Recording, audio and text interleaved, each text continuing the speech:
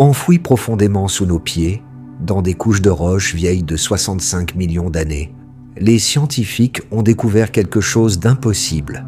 Des sphères microscopiques de métaux rares, dispersées à travers le globe, semblables aux traces des tests nucléaires modernes. Mais ces sphères précèdent l'humanité de millions d'années.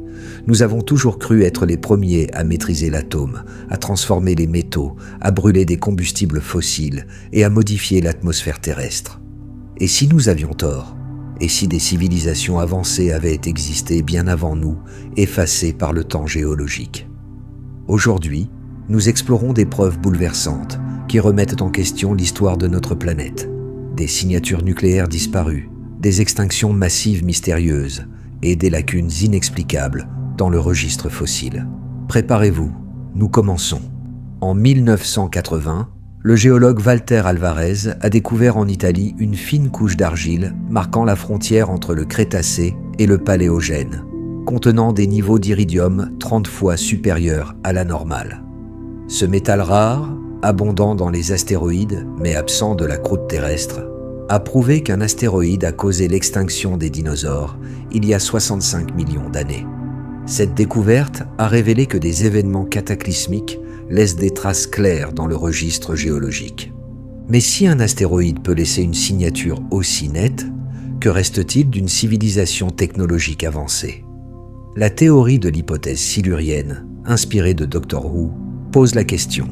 Des civilisations industrielles ont-elles existé sur Terre bien avant nous, laissant des traces si subtiles qu'elles nous échappent? Le temps géologique est immense. Si une civilisation industrielle dure 10 000 ans, cela représente 0,002% des 4,5 milliards d'années de la Terre. Trouver des preuves de cette période, c'est chercher une page dans une bibliothèque de 4 millions de livres, mais des traces devraient exister. Toute civilisation industrielle consomme de l'énergie, modifie la chimie atmosphérique et produit des déchets durables, préservés dans les roches, les glaces et les sédiments. Le défi est de reconnaître ces signatures. Nous savons à quoi ressemble l'activité industrielle moderne. Dioxyde de carbone, particules plastiques, isotopes radioactifs. Mais une civilisation ancienne aurait pu utiliser des technologies différentes, avec des signatures méconnaissables. Les scientifiques ont donc scruté le registre géologique à la recherche de motifs, suggérant une activité industrielle ancienne. Les résultats définent nos certitudes. Le registre fossile, censé raconter l'histoire complète de la vie, est incomplet, comme un livre aux pages arrachées. L'explosion cambrienne, il y a 540 millions d'années, voit des formes de vie complexes apparaître soudainement, sans transition évolutive claire. D'autres périodes montrent des sauts évolutifs inexpliqués, où des espèces émergent et disparaissent brusquement. Ces lacunes coïncident avec des changements majeurs dans la chimie atmosphérique et le climat, suggérant des processus au-delà de l'évolution naturelle. L'événement de la grande oxygénation, il y a 2 milliards d'années, a transformé l'atmosphère terrestre, favorisant de nouvelles formes de vie. Ce changement semble trop précis pour être naturel, évoquant une manipulation à grande échelle de la chimie planétaire. Des isotopes anormaux dans des roches datant de 252 millions d'années, lors de l'extinction Permien-Trias, imitent les signatures de la combustion massive de combustibles fossiles. Ces traces suggèrent un événement libérant autant de carbone que toutes les réserves actuelles de pétrole et de charbon en un temps géologique court. De plus, des sphères microscopiques de titane et d'autres métaux rares, semblables à celles produites par des processus industriels à haute température, apparaissent dans des couches géologiques bien antérieures à l'humanité. Des sédiments océaniques contiennent des composés synthétiques qui ne devraient pas exister naturellement, datant de millions d'années avant la chimie humaine. Ces particules, parfois polymères semblables à des plastiques, montrent une ingénierie avancée, suggérant des civilisations maîtrisant des technologies sophistiquées. Les glaces de l'Antarctique renferment des gaz synthétiques, préservés depuis des centaines de milliers d'années, indiquant une manipulation atmosphérique à grande échelle. Les signatures nucléaires racontent une histoire encore plus troublante. En 1972, des scientifiques français ont découvert à Oklo, au Gabon, des réacteurs nucléaires naturels datant de 2 milliards d'années, prouvant que des réactions nucléaires peuvent se produire dans la nature. Mais d'autres gisements, comme au Kazakhstan, montrent des ratios isotopiques correspondant à des tests d'armes nucléaires dans des roches de 50 millions d'années. Ces signatures, trop précises pour être naturelles, apparaissent sur 6 continents, suggérant des tests nucléaires coordonnés à l'échelle mondiale.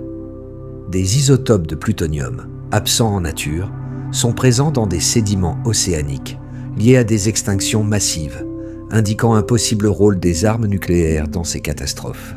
Les données climatiques montrent des augmentations soudaines de gaz à effet de serre, semblables à l'activité industrielle humaine, dans des carottes de glace vieilles de 800 000 ans. Ces changements, trop systématiques pour être naturels, suggèrent une consommation d'énergie planétaire massive. Les sédiments océaniques révèlent des traces de modifications climatiques artificielles, comme l'utilisation d'aérosols pour réguler la température globale. Les civilisations anciennes auraient pu traiter l'atmosphère terrestre comme un projet d'ingénierie. Les extinctions massives, comme celle du Permien-Trias, montrent des schémas anormaux. Une sélectivité ciblée et des toxines synthétiques suggèrent des armes biologiques déployées à l'échelle planétaire. L'extinction Crétacé-Paléogène, liée à un astéroïde, présente des isotopes évoquant une propulsion nucléaire, comme si l'impact avait été guidé. L'Antarctique cache des secrets sous ses 2 miles de glace. Les carottes profondes contiennent des gaz indiquant une activité industrielle lors de périodes où le continent était tempéré. Des structures artificielles, détectées par radar, s'étendent sur des centaines de kilomètres, construites avec des matériaux synthétiques avancés. Les sédiments sous-glaciaires révèlent des organismes génétiquement modifiés pour des usages industriels, adaptés à des environnements extrêmes. Les technologies spatiales laissent aussi des traces. Des objets artificiels en orbite stable, plus anciens que nos technologies, montrent des matériaux résistants aux conditions spatiales.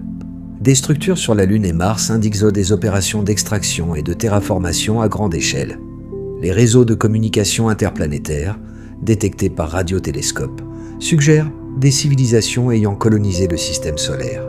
Les systèmes d'information découverts dans des cristaux géologiques encodent des données complexes, comme des avertissements sur les dangers planétaires ou des spécifications technologiques. Ces messages semblent destinés à guider les civilisations futures. Les analyses quantiques révèlent que des systèmes informatiques intégrés au processus géologique, fonctionnant sur des échelles de temps immenses.